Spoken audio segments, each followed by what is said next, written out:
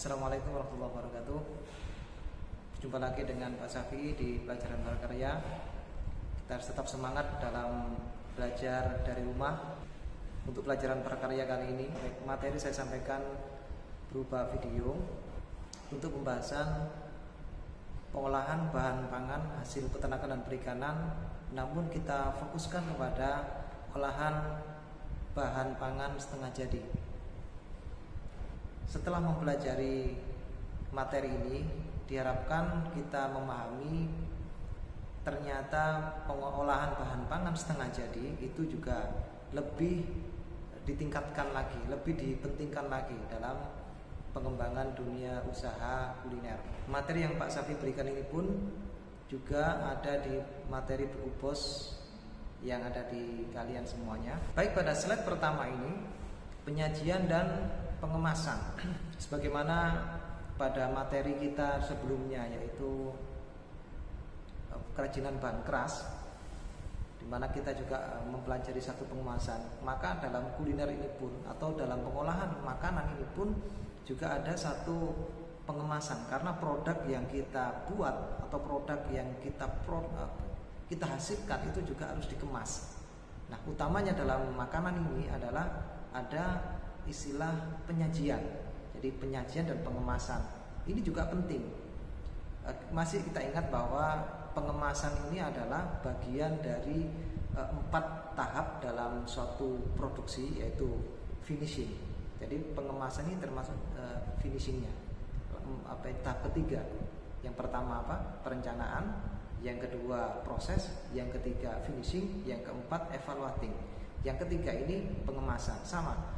Dalam pengemasan satu produk makanan itu juga bagian dari 4 tahap itu. Yang ketiga yaitu finishing. Apa pengertian pengemasan? Sama, yaitu satu kegiatan merancang dan memproduksi wadah sehingga kemasan atau produk ini yang kita hasilkan itu mempunyai nilai jual yang lebih baik. Namun pada konsep makanan itu tetap dengan mempertimbangkan komposisi, warna, ya, tekstur, bentuk, rasa dan aroma, serta yang tidak kalah pentingnya yaitu alat atau kemasan sajian makanan. Ada 3 fungsi utama dalam kemasan, yaitu protektif, ya, kemudian promotif dan informatif. Fungsi protektif yaitu melindungi. Dari apa? Melindungi dari benturan, dari cuaca, sinar matahari, atau dari serangan mikroorganisme, di mana tetap mempertimbangkan apa? Pemilihan material yang dipakai. Berbeda dengan produk-produk non konsumsi. Kalau produk-produk makanan yang dikonsumsi oleh oleh manusia atau oleh hewan, maka kemasan ini, bahan material yang dibuat untuk membuat kemasannya itu harus dipertimbangkan dari material apa. Kalau produk-produk yang lain kita bisa mengabaikan, kemasannya bisa berupa plastik, bisa berupa kertas, bisa berupa kayu. Artinya apa? Material ini tidak mengkontaminasi atau mereaksi kepada produknya. Nah, sedangkan makanan ini tidak bisa dengan mudah seperti itu. Kita harus menggunakan satu bahan atau material yang tidak mengkontaminasi atau tidak mereaksikan kepada produknya. Kenapa? Karena ini adalah makanan, mudah bereaksi. Apalagi sebagian besar makanan itu mengandung bahan utamanya adalah komposisinya lebih banyak air daripada padatannya. Nah, seperti itu ya. Kemudian fungsi yang kedua yaitu promotif. Maka kemasan ini juga bersifat mempromosikan atau menarik minat kepada konsumennya. Untuk itulah seorang konten kreator atau desain grafis itu menciptakan kemasannya dengan sesuatu atau bentuk atau gambar yang menarik, tidak asal membuat gitu saja. Fungsi yang ketiga yaitu informatif, yaitu apa? Dimana dalam kemasan itu disampaikan beberapa hal yang terkait dengan produk tadi. Misalnya namanya apa, kemudian mereknya apa, kemudian pabrik yang memprodusnya apa, bahan nutrisi komposisinya apa, terus kemudian tanggal kadaluarsanya kapan. Nah, itu memberikan informatif kepada konsumen tentang apa? Tentang produk tadi, sehingga konsumen bisa tahu, sehingga produsen lebih aman dalam memasarkan produknya. Seperti itu. Kita lanjut ke slide berikutnya. Ya, pada slide ini kita pernah menjumpai bahwa ada 3 jenis kemasan, yaitu kemasan primer, kemasan sekunder, dan kemasan tersier. Ketika itu kemasan primer, yaitu kemasan yang bersentuhan langsung dengan produknya. Kalau kemasan sekunder adalah kemasan yang mewadahi kemasan-kemasan primer. Jadi kemasan primer itu di packing dalam beberapa pack, kemudian dikemas, itu namanya kemasan sekunder. Kemasan sekunder dikemas lagi lebih banyak lagi, itu juga masih kemasan sekunder. Nah, apa dinamakan kemasan tersier itu ketika kapan? Ketika kemasannya ini bertujuan untuk melindungi pada proses distribusi. Itu dikatakan kemasan tersier. Misalnya kita lihat produk makanan. Misalnya saja seperti di contoh itu adalah makanan awetan kacang kedelai atau kacang hijau. Nah, itu berupa kaleng. Kalengnya dikemas dalam satu kardus, isinya 24 misalnya. Di dalam kardus itu terdapat 24 kaleng green peas. Nah, misalnya seperti itu produknya gitu. Kemudian itu di packing. Nah, ternyata ada packing yang lebih besar lagi, yaitu kardus yang lebih besar lagi, isinya 4 kardus. Nah, 4 kardus tadi itu masih termasuk sekunder. Nah, kapan dikatakan tersier? Dari 4 kardus tadi, 4 kardus besar, di mana 4 kardus tadi berisi, satu kardusnya berisi 24 kaleng. Nah, itu di packing lagi 4 kardus tadi dalam satu packing kayu atau kardus yang lebih tebal lagi. Nah, itu kemudian dimasukkan dalam kontainer, maka packing kayu tadi dinamakan kemasan tersier. Dalam rangka untuk apa? Untuk mengirim proses distribusi ke tempat yang lebih jauh lagi. Baik, kembali lagi ke jenis produk ya. Berbeda dengan produk kerajinan, maka produk makanan ini harus mempertimbangkan jenis pengemasannya. Untuk itu yang perlu dipertimbangkan di sini adalah pertama harus higien, harus bersih, harus tidak ada kontaminasi dari benda-benda luar. Karena apa? Produknya adalah makanan. Yang kedua, ketika dikemas jangan sampai merubah cita rasa. Baunya jangan sampai berubah. Kenapa? Karena kalau itu sudah berubah, maka produk Anda dikatakan apa? Dikatakan gagal atau cacat atau rusak, dan itu akan mempengaruhi penjualan dari produk tadi. Yang ketiga adalah warna dan teksturnya. Warna teksturnya itu artinya tidak boleh berubah. Artinya tidak boleh berubah itu bukan berarti produk, misalnya produk Anda daging, kemudian Anda olah menjadi pasta, daging pasta. Ini kan berubah, tidak seperti itu. Artinya apa? Merubah ini ketika Anda packing dalam satu kemasan, ketika itu dibuka maka produknya berubah, teksturnya berubah, warnanya berubah. Itu artinya cacat, produk yang tidak Anda kehendaki. Yang ketiga, alat kemasan dan sajian. Itu faktor-faktornya adalah yang perlu dipertimbangkan oleh seorang produsen. Apakah menggunakan alat kemasan tradisional atau menggunakan modern atau modifikasi, gabungan di antara keduanya. Kalau tradisional biasanya kita ketahui itu di di warung-warung atau di rumah makan itu biasanya disajikan atau dikemas dengan wadah tradisional. Misalnya di situ ada bungkus dari daun pohon pisang, atau piringnya dari lidi, anyaman lidi, atau dibungkus dari daun pohon kelapa, misalnya ketupat itu kan dibungkus dari pohon kelapa, itu tradisional. Nah, sedangkan yang modern itu menggunakan bahan-bahan plastik, menggunakan bahan teflon, menggunakan bahan logam, intinya yang tidak mengkontaminasi, atau aluminium, atau modifikasinya. Misalnya ada satu produk roti katakan, atau satu produk makanan, dia dibungkus oleh daun pisang, kemudian di packing yang lebih besar dengan bahan plastik mika. Itu adalah kombinasi atau modifikasi. Itu sah-sah saja dalam kuliner asal. Faktor-faktor tadi tetap dipertimbangkan, yaitu apa? Sanitasinya, cita rasanya, warna dan teksturnya.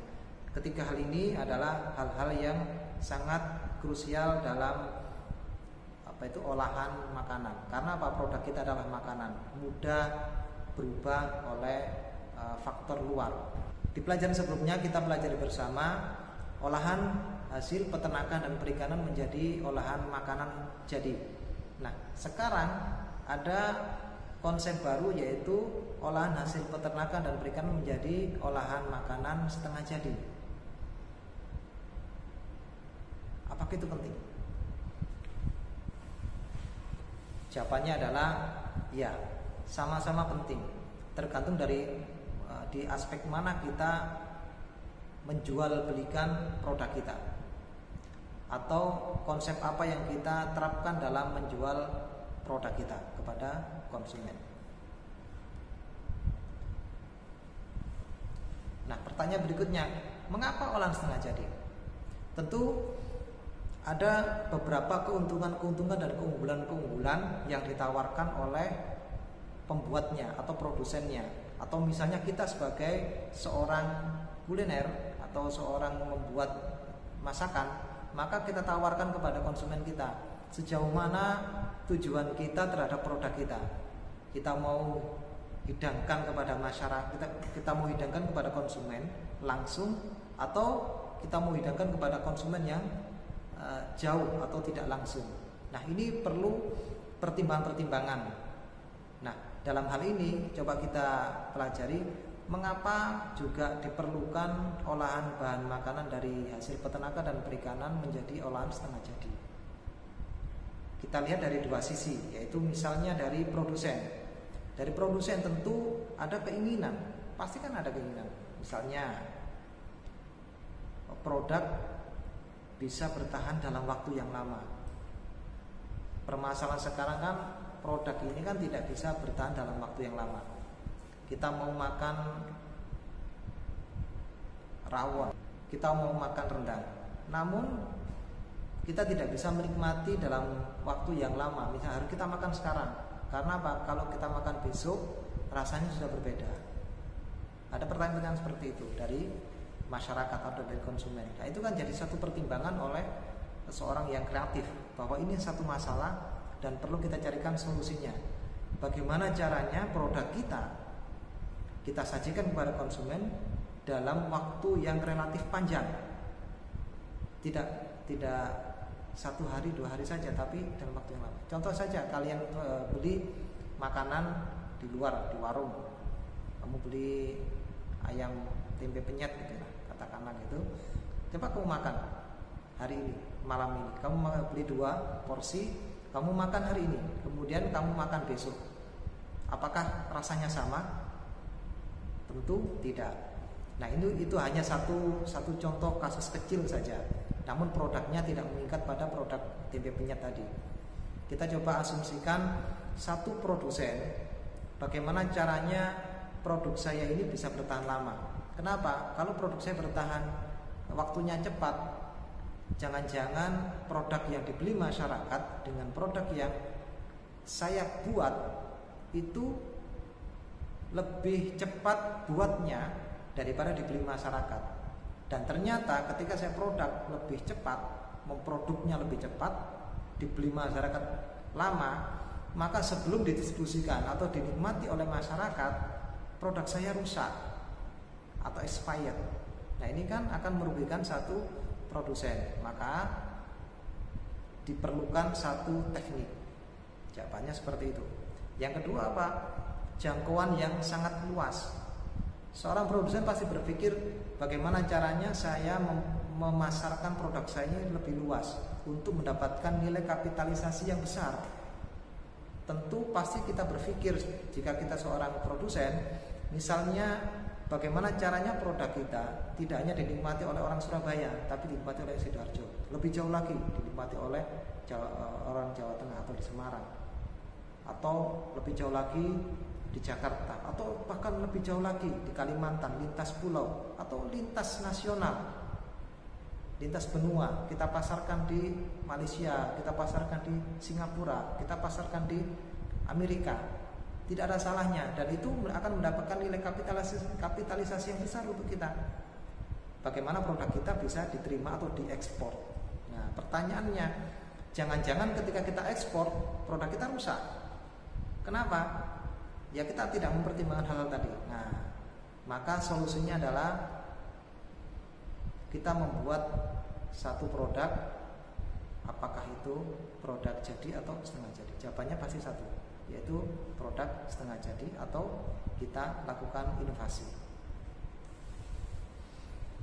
Dari tingkat konsumen pasti juga akan punya keinginan. Kenapa olahan itu perlu setengah jadi? Pertama, dia ingin mendapatkan satu produk jenis baru. Tentu produk setengah jadi produk baru pasti juga akan diinginkan oleh konsumen. Mereka akan menginginkan satu produk baru dari yang sudah mainstream. Berikutnya, produknya lebih fleksibel. Maksudnya di mana lebih fleksibel? Saya mau membeli satu produk, bagaimana caranya produk ini bisa saya olah, bisa menjadi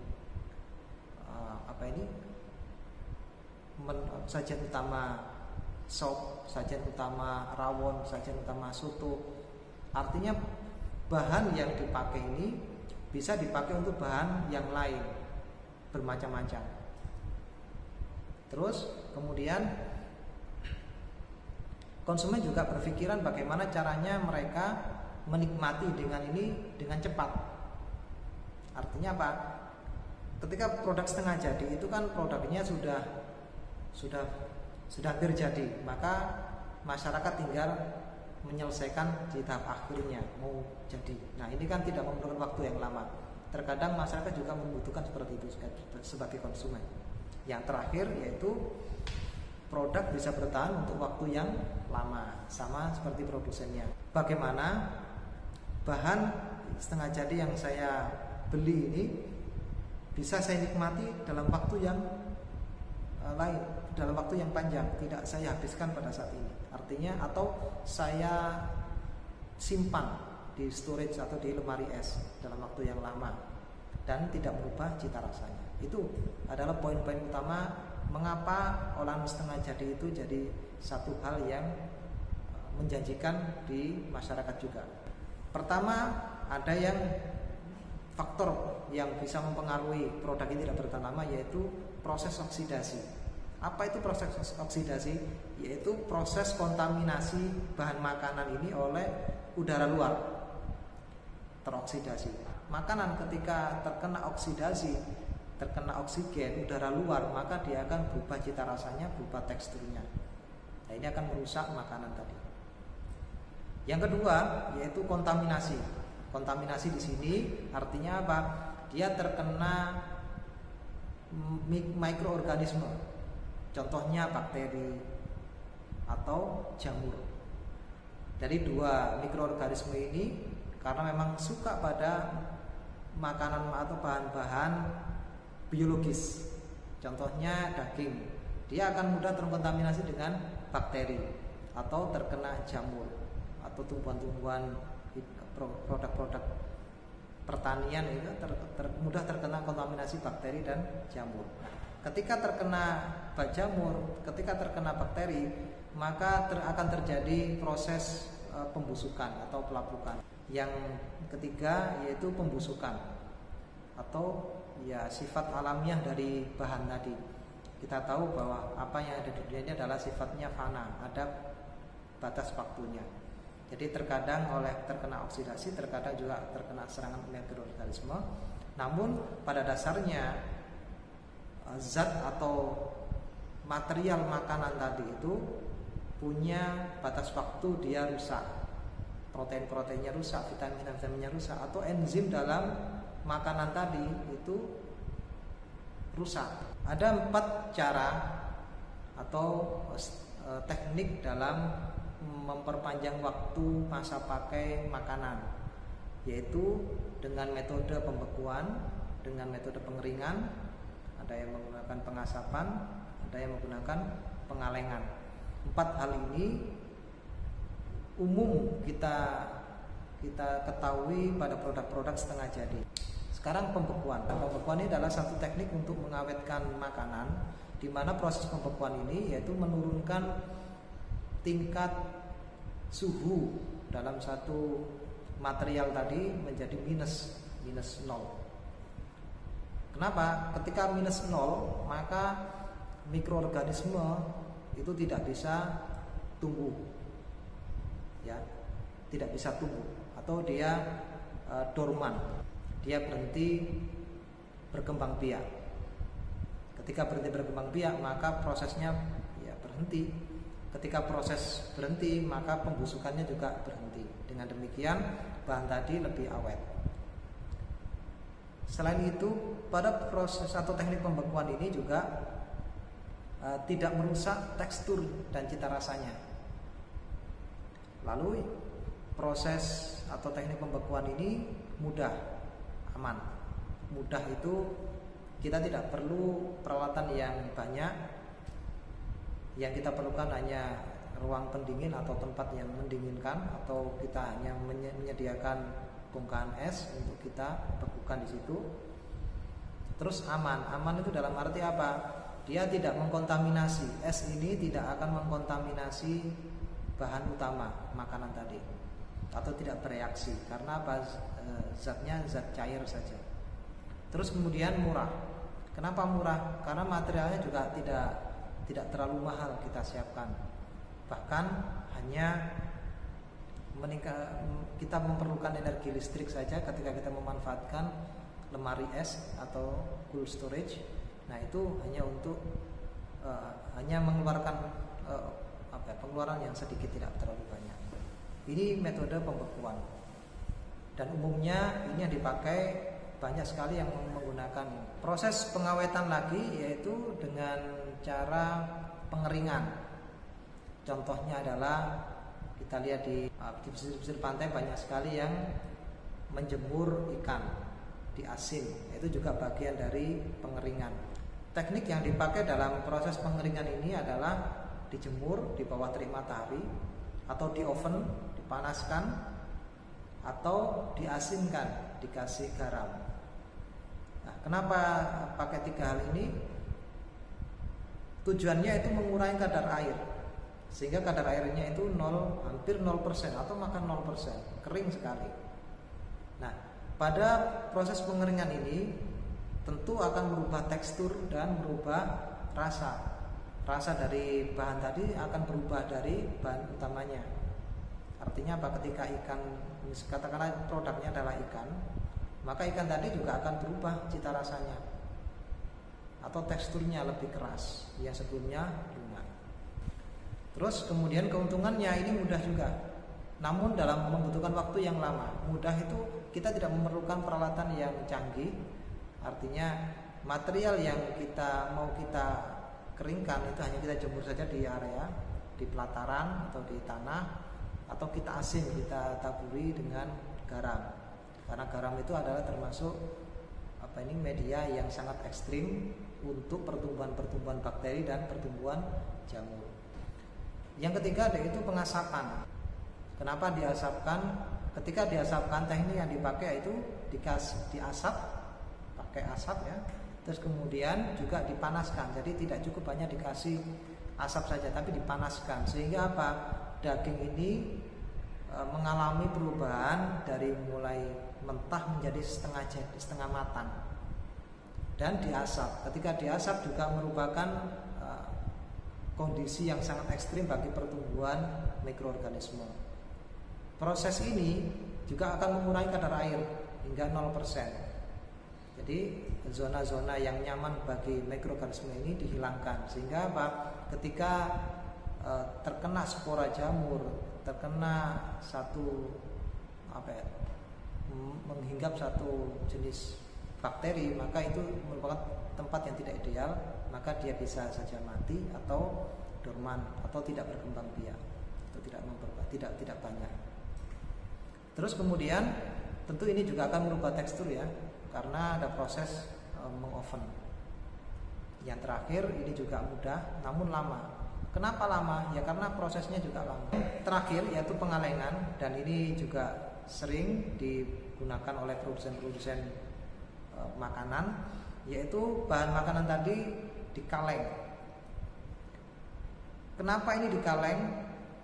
Tadi dengan tujuan yaitu memperlama proses penyajiannya atau memperlama masa pakai dari bahan tadi.